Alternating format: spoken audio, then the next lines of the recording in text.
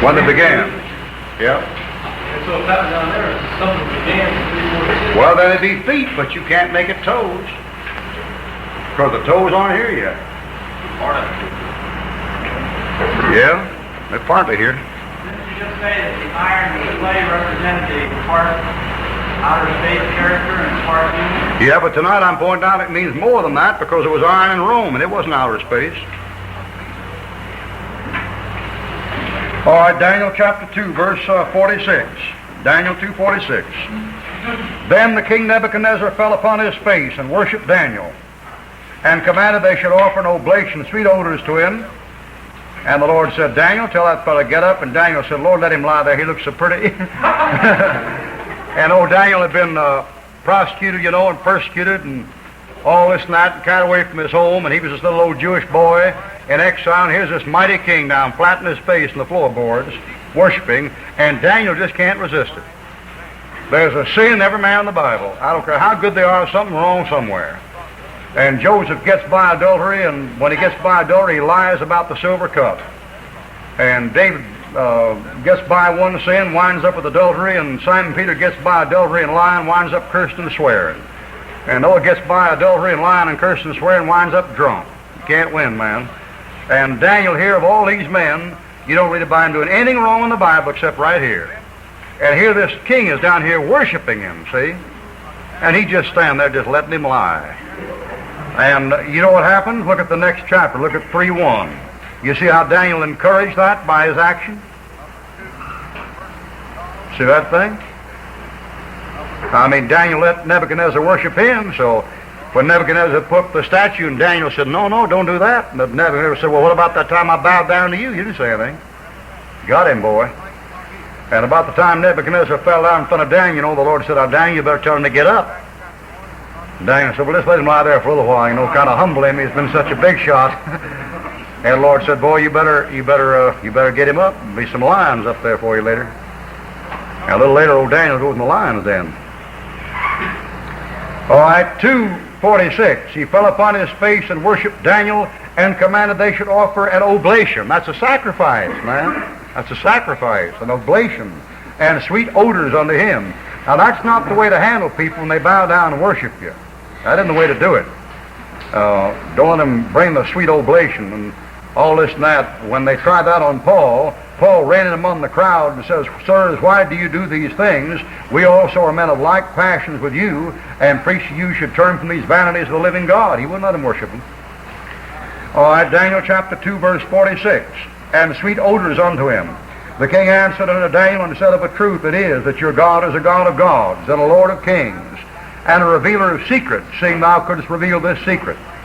Then the king made Daniel a great man, and gave him many great gifts, and made him ruler over the whole province of Babylon, and the chief of the governors over all the wise men of Babylon. Then Daniel requested of the king, and he set Shadrach, Meshach, and Abednego over the affairs of the province of Babylon, but Daniel sat in the gate of the king, which implies that Shadrach, Meshach, and Abednego are out, not in the capital, they're out around the country, and Daniel's in the capital, right by the king's throne. Now, Clarence Larkin says 23 years passed between Daniel 2 and Daniel 3, and I don't know where he gets that from, but I know Nebuchadnezzar had a reign that extended from a certain time to a certain time, and Belshazzar gets kicked off there in 536 when Persia comes in, and Nebuchadnezzar himself reigns for something like 25 years before Belshazzar comes on. And I'm inclined to accept Larkin's opinion because of the phenomena here. How can you explain Nebuchadnezzar putting up this image to bow down to worship it, when in the previous chapter, chapter 2, verse 47, he confessed, your God is a God of gods and a Lord of kings and a revealer of secrets. Pretty quick defection, if it just happened the night before. So there's probably an interval of time in here. All right, 3:1. Nebuchadnezzar the king made an image of gold, whose height was 60 cubits. And he says the breadth of it was 6 cubits. And then he doesn't give the width. Now, the only article that has 2 measurements to it is a cylinder. That thing there is, say, 2 feet of 1/2 inch there. It's got 2 measurements. That is the The breadth is the same as the width. Now, if you're going to get any other kind of measure, you say, I want 6 feet of 2 before. So you gave 3 measures. I want 24 feet of 1 before. I want 30 feet of 1 by 6. So you gave 3 measures. I want 30 feet of 1 by 6. I want 20 feet of 2 before. But when you say I want 10 feet a quarter inch round, see, you say I want 10 feet of quarter inch, and that's all you gave. Which means whatever this image was, it was a cylinder. It was circular. And he says this image was 60 cubits, around 90 feet, 6 cubits, 9 feet. So the image you have is a pillar, like that. Although undoubtedly shaped like this. And in Washington, shaped like that.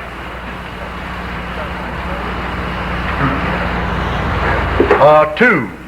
Then Nebuchadnezzar, the king, sent to gather together the princes, governors, captains, judges, treasurers, counselors, the sheriffs, and all the rulers of the provinces to come to the dedication of the image, which Nebuchadnezzar the king had set up. Now 6 times it says set up. Notice at verse 2 at the end of the verse, had set up. Near the end of verse 3, had set up. Right at the end of the verse 3, had set up. At the end of verse 5, hath set up. Chapter 7, verse 7, had set up.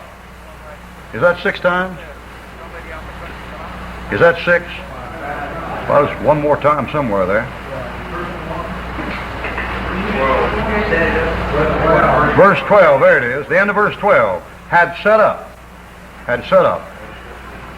Oh, I notice another 6 in the passage. Which I have set up. Which I have set up. I was just looking for had set up. Past tense. Oh, you make it 7 with all of them. But had set up is 6. Had set up, hath set up, had set up. Thou hast set up, it's 6 hads. All right, now notice 6 instruments in verse 15. Cornet 1, flute 2, harp 3, sackbut 4, psaltery 5, dulcimer 6, and all kinds of music. But 6 instruments named. So he says 6 times he had set it up, and 6 instruments of music are named, and the pillar is 60 by 6 by 6. And boy, if that isn't a plain warning what you're dealing with, you never saw it. Because in the tribulation, turn to Revelation 13, in the tribulation, the Antichrist sets up an image. Revelation 13, verse 14. And deceives them that dwell on the earth by the means of those miracles which he had power to do in the sight of the beast, saying to them that dwell on the earth, they should make an image to the beast. And notice the kingdom that's in power at this time when the image is set up. Revelation 17, verse 5. Revelation 17, verse 5. Revelation 17, 5. Babylon. Then Nebuchadnezzar is one of the best types of Antichrist in the Bible. And the tribulation, he sets up an image. 666. And they fall down and worship the image. And Nebuchadnezzar says to Shadrach, Meshach, and Abednego, if you don't worship the image, you go in the fiery furnace. And in Revelation 13, if they don't worship the image, they get the heads cut off. So Nebuchadnezzar is very clearly, in this passage at least, a type of the Antichrist. All right, Daniel chapter 3, verse 3. Then the princes, governors, captains, judges, treasurers, counselors, sheriffs, ecumenical movement, all in perfect accord, all the rulers of the provinces were gathered together to the dedication of the image that Nebuchadnezzar the king had set up. And they stood before the image that Nebuchadnezzar had set up. The representative of the government, see. And of course with them will be Shadrach, Meshach, and Abednego, because in chapter 249 it said Shadrach, Meshach, and Abednego were over the affairs of the province. And here it says in 3, all the rulers of the provinces were gathered together. Verse 4, then a herald cried aloud, to you it is commanded, O people, nations, and languages, that at what time you hear the sound of the cornet, flute, harp, sackbut, psaltery, dulcimer, and all kinds of music, you fall down and worship the golden image that Nebuchadnezzar the king has set up. And whoso falleth not down and worshipeth, shall the same hour be cast in the midst of a burning fiery furnace. Now, the first thing about the passage is, notice that Nebuchadnezzar realizes the only way you can get everybody get together and get everybody to get together in one group is on a religious basis. You have to have a one world religion to get them all together.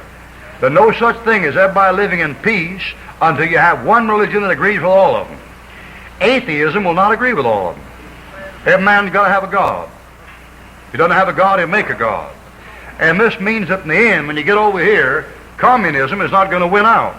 Now, communism may win out, and I don't want to be misunderstood, communism may win out as a way of life, or it may win out as a form of government, or it may win out as a form of economy, but it will not win out as top ruler. The top ruler will be a God. Men have to have gods. And the devil is a god, 2 Corinthians chapter 4. Now, I know how it is. I read all this stuff and get all this stuff. I've got books at home by Kenneth Goff, and I was an agent, and I was a Stalin agent, and I was a secret spy, and I've got Confessions of a Counter Spy, and I've got Petrovsky, Vaskoflovsky, whatever his name was, that Russian that defected, and told all he knew. And by the time you get reading through that stuff and hear no Perkel preach on the horseman wearing you, and all that, you get to think that there's nothing but communism around. That's the only danger is. That's the only thing you better look out for. But you're getting too far from the Bible. See? Now, the reason why it's dangerous to get too much that way is because the Bible doesn't have a whole lot to say about that. Now, the Bible says some things about it. But if there's anything this Bible makes clear, it makes clear when Christ comes again, there's a God on this earth being worshipped.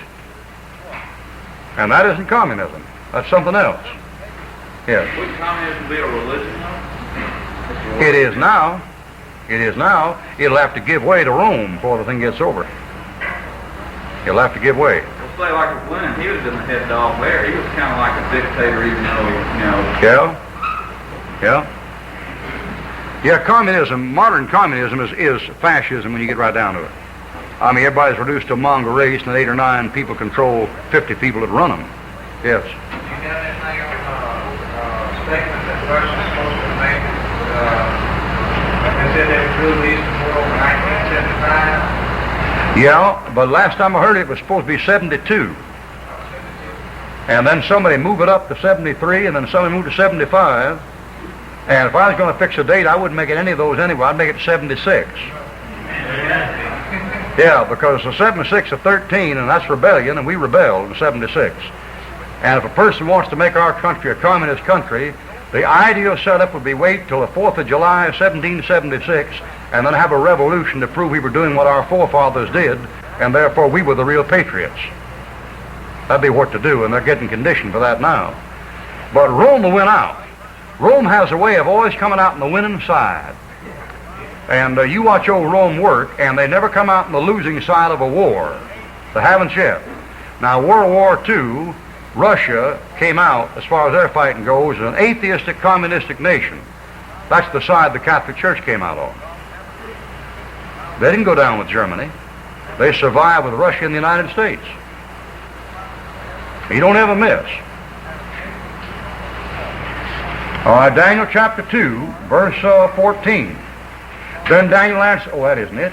I got the wrong page. 3:8. Wherefore at that time certain Chaldeans came near and accused the Jews. And that's the way it's always going to be. And the tribulation, this thing going to go on this way. The Antichrist going to have that covenant with the Jew. In the middle, put up the image. They won't bow down. Kill them. Came near to accuse the Jew. You read in Revelation when the devil was cast down. The accuser of our brethren is cast down, which did accuse them before God day and night. They accuse the Jew. Now the next thing about this thing, notice in verse 7 that Nebuchadnezzar is also smart in that he knows that not only is religion the only way to get them together, but you've got to have a dance band. So at the halfway house, you'll find both of them probably. And the way to get that thing going is get the beat going. Music is a universal language. Therefore, if you want to get a universal church with a universal religion and get everybody together, you've got to have music. And people understand music that don't understand English. People understand music that can't read Spanish. For example, I had a Spaniard here, and a Frenchman here, and a German here, and a Chinese here, and a Russian here, and an Italian here, and an Eskimo here, and an Indian here, and a Japanese here, and a Mexican here, and something else over here. And none of them could speak either of the language. I could turn the record player, and if that thing was going There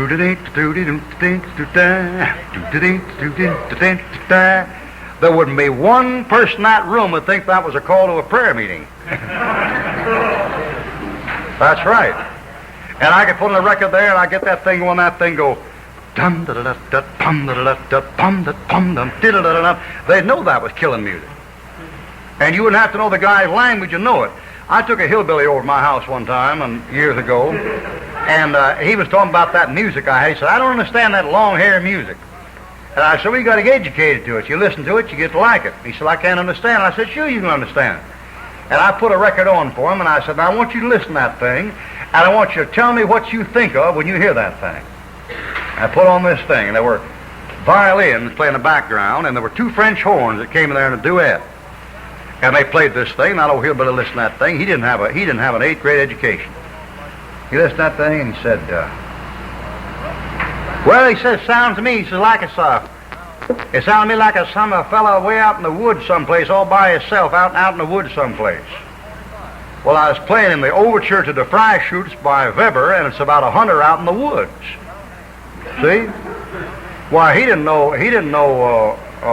Weber from clever, brother, and he didn't know Freischütz from baloney. See, he didn't know what it was, and he wouldn't know a violin from a Chinese guitar, probably, and he wouldn't know a French horn from an automobile horn. But he heard that thing, and those violins were going, and over those French horns were going,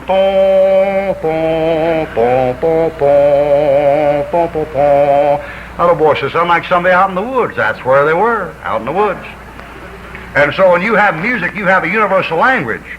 And that's why this whole rock, Jesus, Berkeley freak movement has to have the hot guitar and the acid rock and the tweeters and the woofers and the electric amplifiers. Because the music they play is African jungle sex music. And that's the kind of a movement it is. Somebody said some of them getting saved. Praise the Lord. Somebody said that they really are getting saved. Good, I'm glad of it. And I mean it. And I mean it. And more power to them. But don't follow them. See? Yes.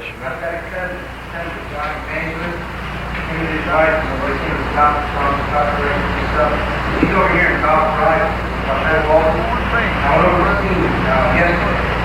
He's not good enough to be the drummer to win.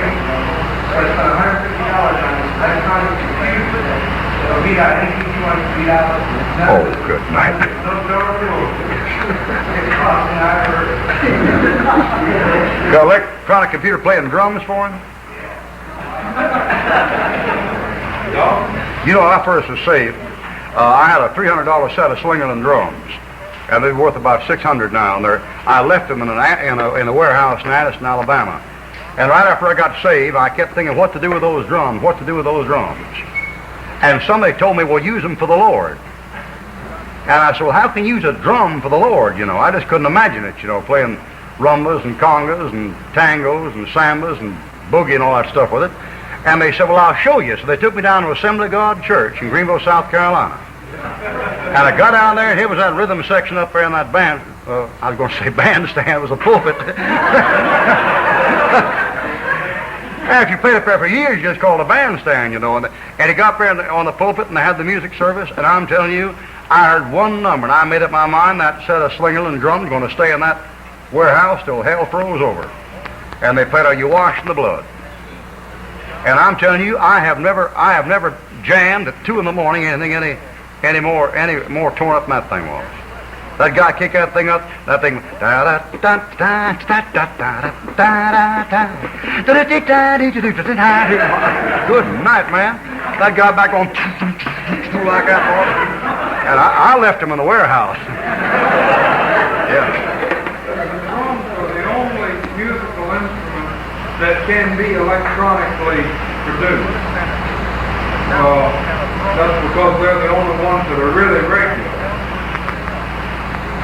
And that it's got a steady beat and a steady tone. Yeah.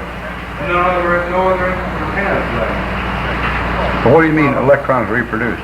You can take Now that's not what I mean. That thing what the lake was talking about actually produces the tone and can be varied for pitch and frequency or beat. That's the word. Well, can't you make a recording of another Oh, instrument? you can record any instrument. Yeah. But this is not a recording. This is a producing the same beat that a drum would produce, but you're producing it electronically. It's a same. Oh. You can't shoot any other music like that. You've got to program it into it. Well, I'll tell you one thing. It's one of the few instruments you can't make sound spiritual. You can't make a drum sound spiritual. Now, it's hard to make a guitar sound spiritual. You can do it, but it's hard. I'll tell you what's hard to make sound spiritual, the saxophone. Now, I have all kind of saxophone player, but there's something just about that, you know, it just don't sound, you know, like passed out tracks. Now, you can take a trumpet or a piano or an organ or a harp, and no trouble at all. No trouble at all. But boy, that guitar and that saxophone, man, they're rough. And that drum is hopeless. Hopeless. Ma'am? Yeah, that's right. If you played just military beats with it, you get by with it. But even then, it isn't quite as much spiritual as it is military. Yeah.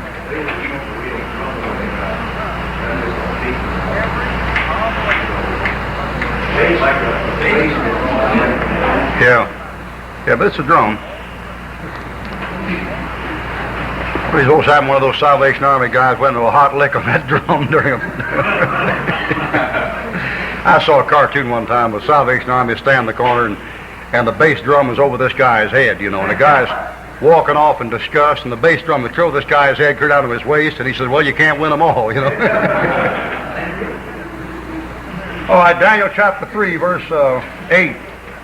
Wherefore at that time certain Chaldeans came near and accused the Jews. They spake and said to the king Nebuchadnezzar, O king, live forever.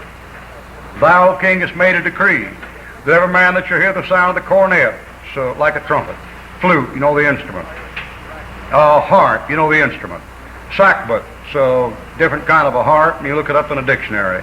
Psaltery, a small harp. Dulcimer, they vary. Some say another kind of harp, some say a bell, like a chime. And there's disagreement among them as to what it is, but it's a band. And the old Scotch preacher that read this thing over the third time he read it, or fourth time down in verse 15, he just said, same band. Didn't read all the instruments. I shall hear the sound of the cornet, flute, harp, sackbut, psaltery, and dulcimer, and all kinds of music, shall fall down and worship the golden image. So they sing at what time there was 3 children in the land of Israel, Shadrach, Meshach, and Abednego. They all went down the land of Babylon, Shadrach, Meshach, and Abednego. And he told everybody you hear the sound of the cornet. So he told everybody you hear the sound of the drum. Oh, you must bow down and worship the idol. And you know, when they get this thing going, this worldwide religion, they're going to get Telstar going with it, and they'll get the dance band playing with it. And the time for worship come, you'll go over to your house and turn on your church and sit there and watch that thing coming there, and maybe in 3 dimensions. And they get that band going, that old electronic radar computer, $300,000 million XYZ beam, whatever, pick up every set that turns on and check everybody who turns it on, checks everybody who bends over and kisses just the right time, and then know whether you got the mark or not.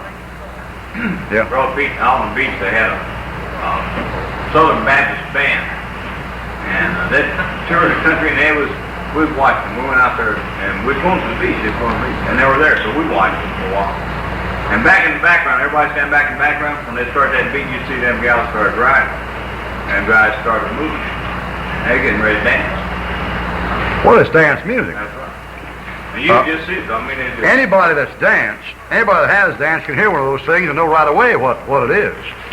I had a meeting one time up in the last one I ever had, up in a big youth camp up north in Ohio.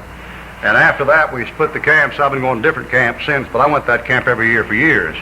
And last year I was there. They all invited us in the field house after a service. And here just been up there preaching, about hell and judgment and getting saved and everything else. And then after that, in came this band.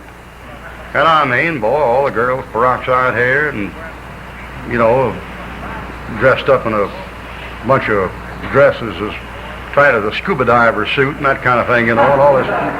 wild blue and green paint, you know, and these guys, the hair down to here in these aluminum suits, you know. And boy, I'm telling you, man, got up there and a saxophone, clarinet, got the works, boy, got the thing going. And I had to sit through it, you know. I was speaker, I sat through it, but boy, I'm telling you, talk about some looks, man. Some people checking me out, you know, look over me, so I'm taking it, you know. And I could hear those kids, some of those kids around there talking in the group sitting, promise of you, can I have this next dance with you? You know, they're saying to each other, kidding, you know. So let's dance. You have the next dance, may I cut, you know. They're sitting, but they're saying, may I cut, you know. Cut them. They know what it is. They know what it is. The preachers are kidding themselves. The kids know exactly what it is. Yes.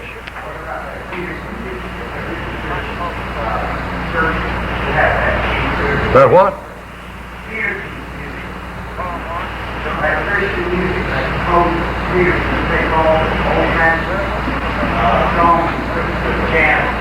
I haven't heard it. I don't believe. All I've noticed, the fundamental churches with the old-fashioned songs, they've all slowed down, and they've all gotten sweet. It's I have found a friend in Jesus. He's everything to me. He's the fairest of 10,000, you know. That's a quartet number, man. See, that thing, it should be four men singing, I have found a friend in Jesus. He's everything to me. That's what it is, see? It isn't, I have found a friend. That's right. They all do that, man. You can get that all day long, any day. Where were you this morning? Okay. Go ahead.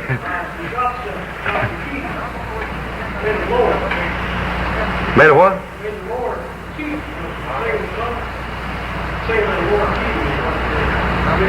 Yeah. Yeah, lower and quieter and softer. It's a kind of Christianity where it's just kind of, you know.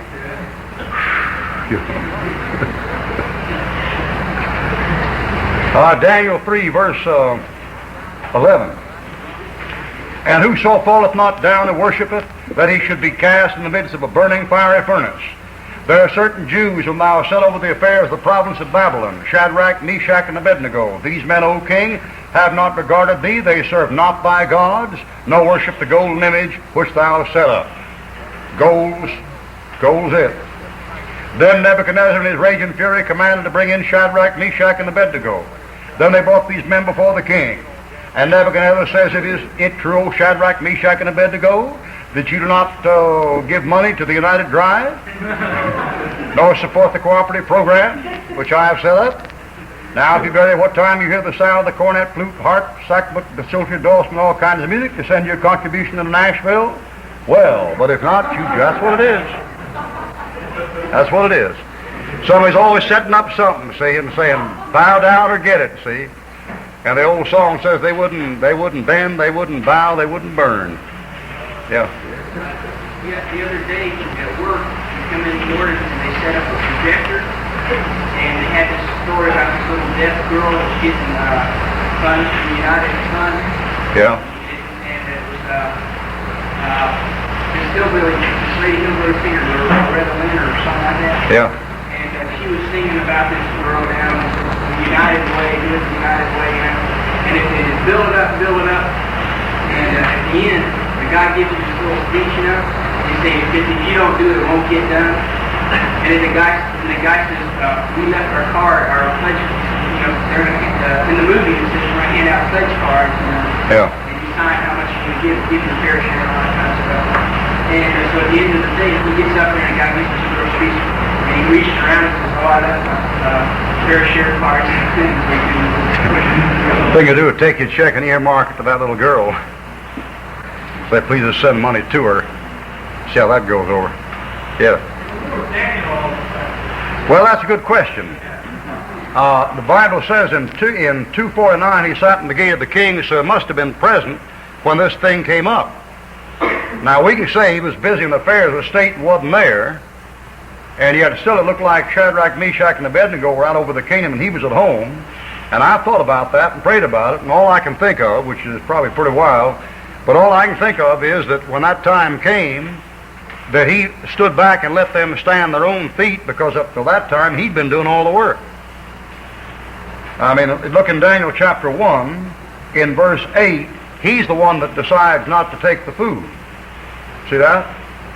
He's the one that talks to the eunuch, Daniel chapter 1, verse 11. And then it's Daniel that talks to the guard, chapter 2, verse 11. Then it's Daniel that goes into the king, chapter 2, verse 16. And then it's Daniel that explains the dream, Daniel chapter 2, verse 27.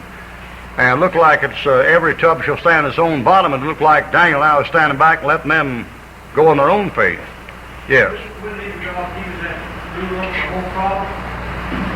Sir? And wouldn't it because 248, where it says he's ruler of the whole problem? Maybe he was excluded from having a vow to him? Yeah, maybe. He could have been out over some other kind of work, not been there. But it's hard to see how he couldn't have known about it. The thing went out all over the whole kingdom. Maybe he's supposed to be a type of false prophet. Daniel's supposed to be a type of the false prophet? No. He's number 2, right? Yeah. Yeah. Okay, he has to beat the false prophet in the tribulation. Yeah, but that won't work, because the false prophet in the tribulation commands people to bow down and worship the image. And Daniel's not going to do that. Yes. How did Daniel manage to just sit back and let them take it that time, if he was there, without bowing down to the thing itself? He'd been standing right by the king. The king wouldn't have bowed. They go, everybody bow down. Here's Daniel here and the king here and Mrs. Nebuchadnezzar over here, and they just stand and watch. All right, 13. Then Nebuchadnezzar, in his rage and fury, commanded to bring Shadrach, Meshach, and Abednego. Then they brought these men before the king. Nebuchadnezzar spake and said to them, Is it true, O Shadrach, Meshach, and Abednego? Do not ye serve my gods and worship the golden image which I have set up? Now if you be ready that at what time you hear the sound of the cornet, flute, same band, and all kinds of music, you fall down and worship the image which I have made, well. See? In the sense of okay, all right. And the Southerners still use it that way. They use it for yes. And when Adonijah asked Bathsheba about going to the king, she says, well, meaning I will, see, yes. But up north, it's well as a interjection. You're saying well, trying to make up your mind what you're going to say, see. But down south out in the country, they still use well for yes. And I learned that because I came down here and didn't know the idiom, you know. And I got preaching in a colored church one night up in Carolina. And I was all through the meeting, this guy down front kept saying, well. And I kept waiting for him to say what he's going to say, you know. And he'd say, well, and then there's another colored fellow on the other side who would say, look out. And I thought this guy here was trying to say something, and this guy was interrupting him, see? It was the wildest, man. I get preached away and say, you go to hell, you know, this guy said, well, look out. That was the whole message. But I finally learned, you know, they're just getting you going, and they'll get you going. Boy, you're not preaching anywhere unless you preach in nigger church. Boy, they got said, that's the right white man. Tell him, white man. That's the right, that's the true white man, you know. They'll preach you to death. All right, Daniel chapter 3, verse 15. But if you worship not, you shall be cast in the same hour in the midst of a burning fiery furnace. And who is that God that shall deliver you out of my hand? Well, he knew back in chapter 2. Back in chapter 2, he said in verse 47, your God is a God of gods and a Lord of kings. Now, the thing that you have to remember, which Larkin points out, and he's probably got it right, is that when old Nebuchadnezzar comes in and gets Daniel, it's 606 B.C., and 23 years later, he's captured Jerusalem and burnt to the ground, taking all the stuff out of the temple. In the meantime, so when he says, who is the God that shall deliver you out of my hands, Nebuchadnezzar figures this way, I went over there and destroyed Jerusalem and burned the temple and stole the gold and the silver, and their God didn't do anything to me. See? So he's figuring, how can a God like that deliver you if he can't even deliver his own temple? All right, verse 16.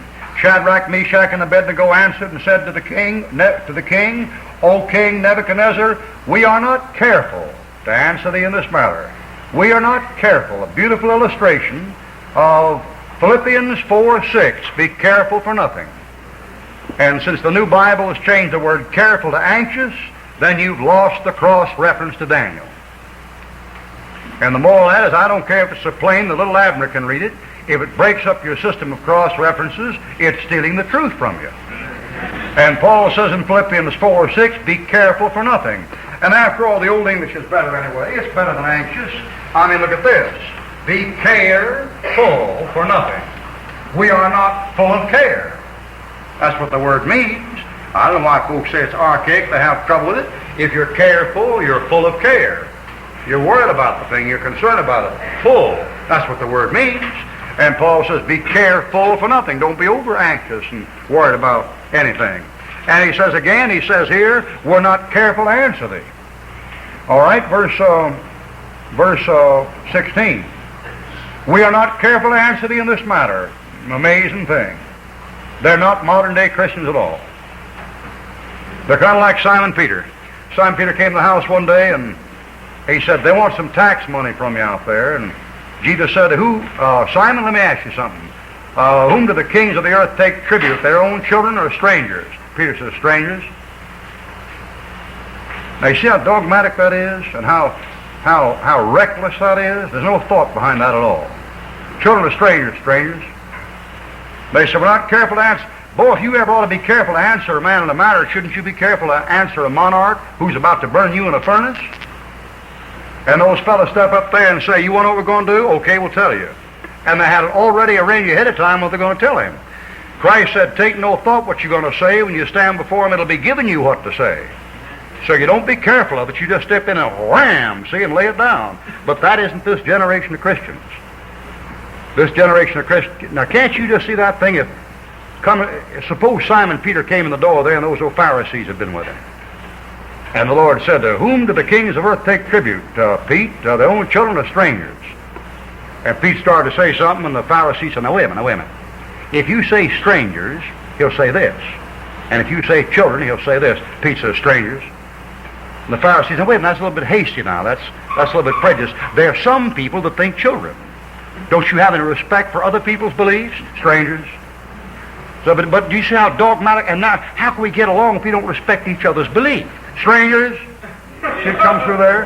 In better words, when the man knows where he is and knows what he's doing, you don't have to mess around with anything. And those fellows came in there, and Nebuchadnezzar said, I'm going to give you one more chance to buy that image. They said, listen, your majesty, we settled this business before we came in here, and we're on our way to the furnace. Don't get in our way. Now, that's it. That's the equivalent of it, see? That's what it is. And the Christian who's sure of his footing and know where he's at, and is rooted and grounded in that word and doing the best he can, never has to mess around with a thing like that. You don't have to worry about what you're going to do, You don't have to plan and figure. Now, what can I say to get the most out of this church? How can I figure to have the most effect on the most people? What can I say to get the best income? And how can I influence so-and-so so he'll vote my way? And how can I contact so-and-so and so-and-so so they'll support my... You don't have to do it, see? And if you're on the side of the truth, just put it out. There it is. Then leave it. You said, it'll get me in trouble. It got them in a furnace. It got them in a furnace. And it got John the Baptist's head in the chopping block, and it got Paul in the chopping block, and it got Jesus on the cross, and it got Savonarola burned at the stake. But that's the way it is. Now, there may be some matters you have to pray over and give some time to, but this isn't one of them. This isn't one of them. It's a matter of whether or not you got to bow down to an image or go to the furnace, while you just get your asbestos suit and go. All right, Daniel 3:17. If it be so, our God whom we serve is able to deliver us. So the song says he's able to deliver thee. In plain words, if God didn't want them to burn, they couldn't burn. If God doesn't want your head in the block, it won't get on the block. If God doesn't want you to starve, you're not going to starve. So quit being careful about it, see, and worrying about it. If it be so, our God whom we serve is able to deliver us from the burning fiery furnace. And he will deliver us out of thine hand, O king. Boy, don't you let that burn him up. He got burned worse than they did. And he said, our God is able to get us out there and he can deliver us from you. 18, but if not. Notice how Christ testifies a good testimony before Pontius Pilate, just like that, see? You could have no power at all except the given you from him that is above, see? Christ said, I can get away from you. You get me, it's only because you got it from up there. All right, 17, O king, but if not, be it known unto thee, O king. We'll have to close here for tonight. Time's getting away. But if not, be it known unto thee, O king, that we will not, negative, we will not serve thy gods, nor worship the golden image which thou hast set up. Well, I'd like to go on, but there's too much in here. And I bought the New Schofield Bible. With it, I want to read you some passages on what you're about ready to read, but it'd take another 20 minutes. So we'll stop tonight, verse 18. Now the context, they've been asked to fall down and worship the golden image, and they've refused. And Shadrach, Meshach, and Abednego have said, but if not, be it known to thee, O king, we will not serve thy gods, nor worship the golden image which thou hast set up. Then was Nebuchadnezzar full of fury, and the form of his visage, the countenance, the face, expression, the form of his visage, the shape of the face. And it's a very vivid Old English expression, which is good, because when a man shows expression, the face, the forms change. And see that thing there? This goes here, and this goes there, and that goes there, and that goes there, and this goes here. And see, it's the visage, the form of the visage is changed. And against Shadrach, Meshach, and Abednego, therefore he spake and commanded that they should heat the furnace 7 times more than it was wont to be heated. Ye Old English, for used to be, ordinarily, where it was ordinarily heated. Like he says in Acts, they went down the river where prayer was wont to be made, where it was usually done. More than it was wont to be heated, and raise up this blast furnace 7 times as hot as it ordinarily was. And he commanded the most mighty men that were in his army to bind Shadrach, Meshach, and Abednego, and to cast them into the burning fiery furnace.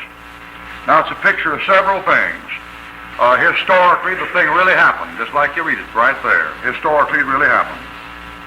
All right, spiritually, it's true of the Christian. Beloved, not think it strange concerning the fiery trial, which is a try you, as though some strange thing happened to you, but rejoice in as much you're partakers of Christ's suffering, and when his glory may be revealed, you may be glad of exceeding joy. So spiritually, it's true of the Christian in the trials he goes through, a fiery trial. All right, doctrinally, it's especially true of the Jewish nation. They're the bush that's burned and not consumed.